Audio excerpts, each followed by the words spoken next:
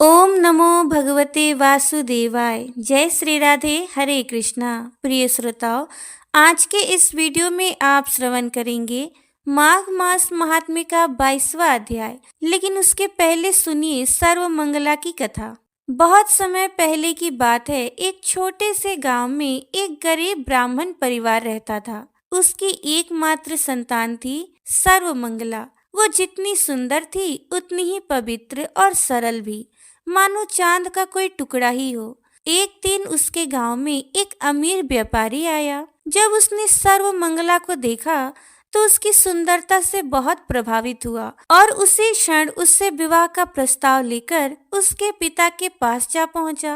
व्यापारी ने ब्राह्मण से कहा, महाशय, आपकी बेटी से विवाह करने का मेरा सौभाग्य हो। मैं उसे रानी की तरह रखूंगा। ब्राह्मण ने विनम्रता पूर्वक कहा कि सर्वमंगला मेरी इकलौती बेटी है। अगर वो चली जाएगी तो मेरे साथ कौन रहेगा? मैं तो अकेला हो जाऊंगा। व्यापारी ने उत्तर दिया कि एक दिन आपको अपनी बेटी का हाथ किसी न किसी को तो सौंपना ही है, तो क्यों ना आज ही आप उसका विवाह कर दे। मैं वादा करता हूँ कि वो हमेशा खुश रहेगी और अक्सर आपसे मिलने आती रहेगी। व्यापारी की बातों से ब्राह्मण सहमत हो गया और उसने सर्वमंगला का विवाह व्यापारी से कर दिया। शादी के बाद सर्वमंगला अपने पति के गांव चली गई, जहां वे दोनों खुशी खुशी रहने लगे। कुछ समय बाद दुर्गा पूजा का दिन आया। ब्राह्मण को अपनी बेटी की याद आई और उसने सोचा कि वो सर्वमंगला को पूजा के लिए अपने घर बुलाए। इसलिए वो व्यापारी के घर गया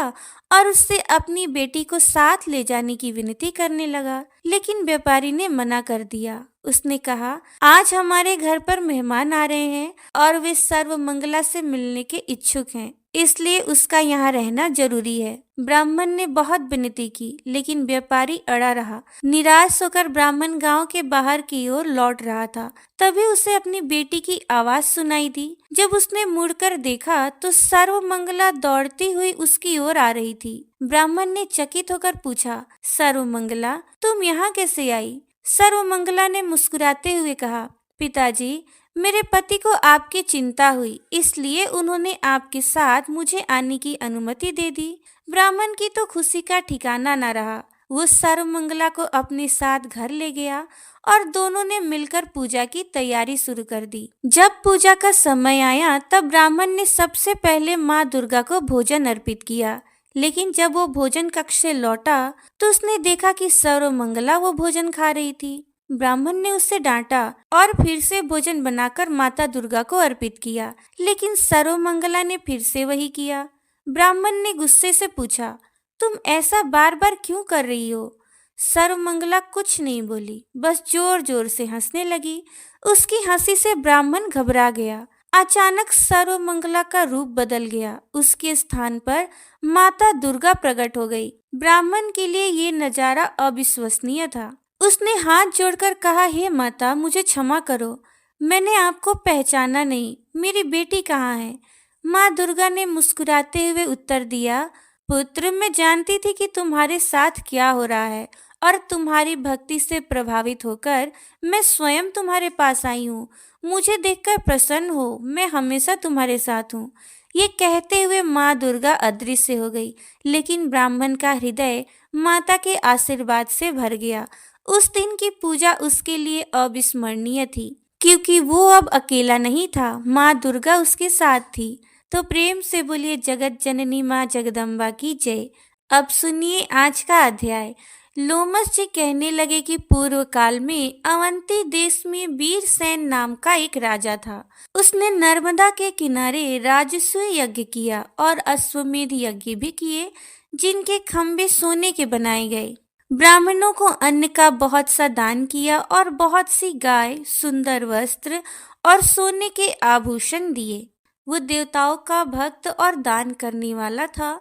भद्रक नाम का एक ब्राह्मण, जो अत्यंत मूर्ख, कुलहीन, कृषि कार्य करने वाला, दुराचारी तथा अधर्मी था, वो भाई बंधुओं का त्यागा हुआ इधर उधर घूमता हुआ देव यात्रियों के साथ प्रयाग में आया और माघ में उनके साथ 3 दिन तक स्नान किया। वो 3 दिन में ही निष्पाप हो गया। फिर वो अपने घर चला गया। वो ब्राह्मण और राजा दोनों एक ही दिन मृत्यु को प्राप्त हुए। मैंने इन दोनों को बराबर इंद्रलोक में देखा। तेज, रूप, बल, स्त्री, वस्त्र और आभूषणों में दोनों समान थे। ऐसा देखकर उसके महात्म्य को क्या कहा जाए। राजसूय यज्ञ करने वाला स्वर्ग का सुख भोगकर फिर जन्म लेता है, परंतु संगम में स्नान करने वाला जन्म मरण से रहित हो जाता है। गंगा और यमुना के संगम की हवा के स्पर्श से ही बहुत से दुख नष्ट हो जाते हैं। अधिक क्या कहें। और किसी भी तीर्थ में किए गए पाप माघ मास में प्रयाग में स्नान करने से नष्ट हो जाते हैं। मैं पिशाच मोचन का एक पुराना इतिहास सुनाता हूँ। इस इतिहास को ये कन्याएं और तुम्हारा पुत्र भी सुने, उससे इनको स्मृति प्राप्त होगी। पुराने समय में देवधूति नाम का बड़ा गंभीर और वेदों का पारंगत एक वैष्णव ब्राह्मण था। उसने पिशाच को निर्मुक्त किया था। वेद निधि कहने लगे कि वो कहाँ का रहने वाला, किसका पुत्र, किस पिशाच को उसने मुक्त किया था। आप विस्तार पूर्वक ये सब कथा मुझसे कहिए। लोमस ऋषि ने कहा, किलपज्ञ से निकली हुई सुंदर सरस्वती के किनारे पर उसका स्थान था। जंगल के बीच में पुण्य जल वाली सरस्वती बहती थी। वन में अनेक प्रकार के पशु भी विचरते थे। उस ब्राह्मण के श्राप के भय से पवन भी बहुत सुंदर चलती थी और वन चैत्र रथ के समान था। उस जगह धर्मात्मा देवधूति रहता था। उसके पिता का नाम सुमित्र था और वो लक्ष्मी जी के वरदान से उत्पन्न हुआ था। वो सदैव आत्मा को स्थिर रखता, गर्मी में अपने नेत्र सूर्य की तरफ रखता, वर्षा में खुली जगह पर तपस्या करता, हेमंत ऋतु में सारस्वत सरोवर में बैठता और त्रिकाल संध्या करता। जितेंद्रिय और सत्यवादी भी था। अपने आप गिरे हुए फल और पत्तियों का भोजन करता था। उसका शरीर सूख कर हड्डियां मात्र रह गई थी। इस प्रकार उसको तप करते हुए वहां पर 1000 वर्ष बीत गए। तप के प्रभाव से उसका शरीर अग्नि के समान प्रज्वलित था। नारायण की प्रसन्नता से ही वो सब कर्म करता। दधीची ऋषि के वरदान से ही वो श्रेष्ठ वैष्णव हुआ था। एक समय उस ब्राह्मण ने वैशाख महीने की एकादशी को हरि की पूजा कर उनकी सुंदर स्तुति तथा विनती करी। उसकी विनती सुनकर भगवान उसी समय गरुड़ पर चढ़कर उसके पास आए। चतुर्भुज, विशाल नेत्र, मेघ जैसा स्वरूप भगवान को स्पष्ट देखकर प्रसन्नता के मारे उसकी आंखों में आंसू भर आए और उसने कृत्य कृत्य होकर भगवान को प्रणाम किया। उसने अपने शरीर को भी याद न रखा और भगवान के ध्यान में लीन हो गया। तब भगवान ने कहा कि हे देवधूति, मैं जानता हूँ कि तुम मेरे परम भक्त हो। मैं तुमसे अति प्रसन्न हूँ। तुम मुझसे कोई वर मांगो। इस प्रकार भगवान के वचन सुनकर प्रेम के मारे लड़खड़ाती हुई वाणी में कहने लगा कि हे प्रभु, अपनी माया से शरीर धारण करने वाले आपका दर्शन देवताओं को भी दुर्लभ है। अब आपका दर्शन भी हो गया मुझको, तो फिर मुझे और क्या चाहिए। मैं सदैव आपकी ही भक्ति में लगा रहूं प्रभु। भगवान उसके वचन सुनकर कहने लगे कि ऐसा ही होगा। तुम्हारे तप में कोई बाधा नहीं पड़ेगी। जो मनुष्य तुम्हारे कहे गए स्तोत्र को पढ़ेगा, उसकी मुझ में अचल भक्ति होगी। उसके धर्म कार्य सांगोपांग होंगे और उसकी ज्ञान में परम निष्ठा होगी। तो प्रिय श्रोताओं, आज का अध्याय यहीं पर समाप्त हुआ। आगे का अध्याय आप कल के वीडियो में जरूर सुनिएगा। अब सुनिए श्री कृष्ण चालीसा और चतुरासी जी का पाठ।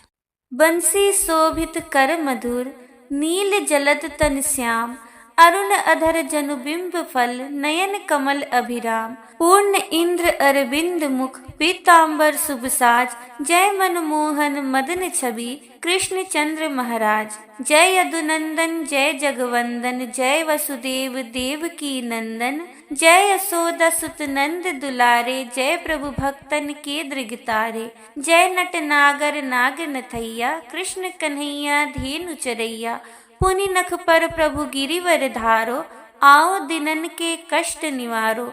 वंशी मधुर अधर धरि टेरो, होवे पूर्ण मनोरथ मेरो। आओ हरि पुनि माखन चाखो, आज लाज भक्तन की राखो। गोल कपोल चिबुक अरुणारे, मृदु मुस्कान मोहिनी डारे, रंजित राजीव नयन विशाला, मोर मुकुट वैजंती माला।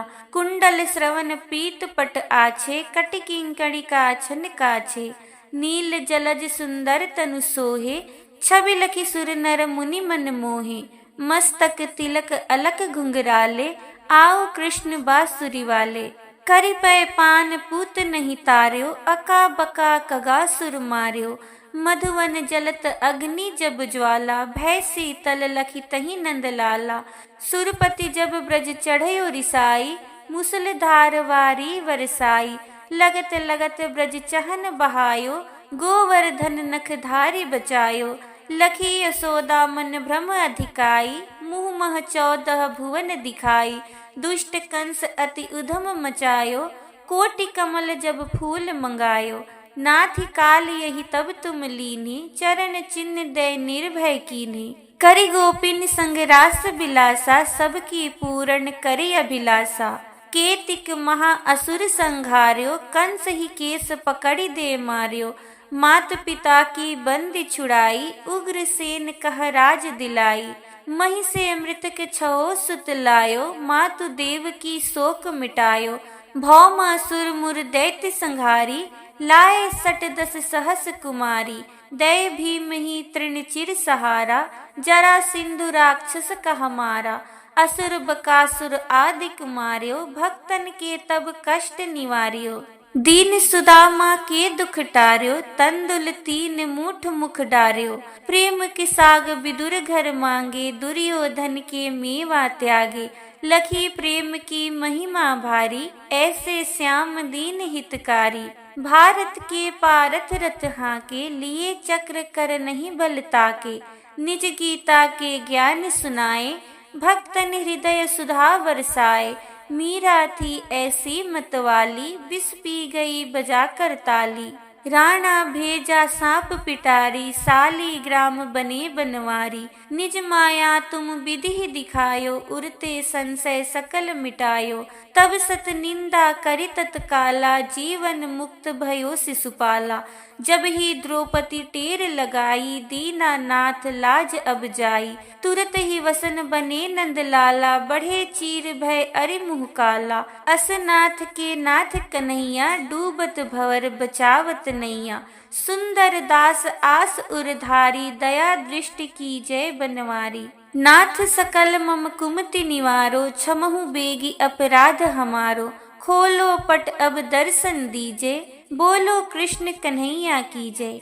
यह चालीसा कृष्ण का, पाठ करे उरधारी। अष्ट सिद्धि नवनिधि फल, लहे पदार्थ चारी। प्रेम से बोले श्री कृष्ण चंद्र महाराज की जय। देखी सखी राधा पिय केली, ये दो खोरी खिरक गिरि गहवर। बिहरत कुंवर कंठ भुज मेली, ये दो नवल किशोर रूप निधि। विटप तमाल कनक मनोबेली, अधर अदन चुंबन परिरंबन। तन पुलकित आनंद रस झेली, पट बंधन कंचुकी कुछ परसत। कोप कपट निरखत कर पेली, जय श्रीहित हरिवंश लाल रस लंपट। धाई धरत उर बीच सकेली, नवल नागर किशोर मिली।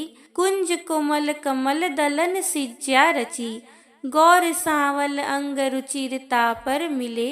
सरस मणि नील मनो मृदुल कंचन खची, सुरत निबी निबंध हेतु प्रिय मानिनी। प्रिया की भूजनी में कलह मोहन मची, सुभग श्रीफल उरज पानी पर सतरोस। हुंकार गर्व दृग भंगी भामिनी लची, कोक कोटिक रभस रहसी हरिवंश हित। विविध कल माधुरी कीमपि नाहिन बची, प्रणयमय रसिक ललितादिक लोचन चसक। पिवत मकरंद सुखी राशि अंतर सची, दान देरी नवल किशोरी। मांगत लाल लाडिलो नागर, प्रगट भई दिन दिन की चोरी। नव नारंग कनक हीरावली, विद्रुम सरस जलज मणिगोरी। पूरित रस पीयूष जुगल घट, कमल कदली खंजन की जोरी। तो पे सकल सौज दामन की, कत सतरात कुटिल दृग भोरी। नुपुर रव किंकिनी पी सुन घर, जय श्री हित हरिवंश कहत नहीं थोरी। देखो माई सुंदरता की सीवा, ब्रज नव तरुणी कदम्ब नागरी, निरखी करत अधग्रीवा। जो कऊ कोटि कलप लगी जीवे, रसना कोटिक पावे। तऊ रुचिर वंदनार विंद की, शोभा कहत न आवे। देवलोक भूलोक रसातल, सुनि कवि कूल मति डरियो। सहज माधुरी अंग अंग की, कहीं कासो पट तरिए। जय श्री हित हरिवंश प्रताप रूप गुण, वै बल श्याम उजागर। जाकी भ्रू बिलास बस पसुरिव, दीन विथ कित रस सागर। तो ये थी आज की वीडियो। उम्मीद है आपको आज की कथा पसंद आई होगी। अगर आपको आज की ये कथा अच्छी लगी है तो कमेंट में राधे राधे जरूर लिखिएगा। जय श्री राधे, हरे कृष्णा।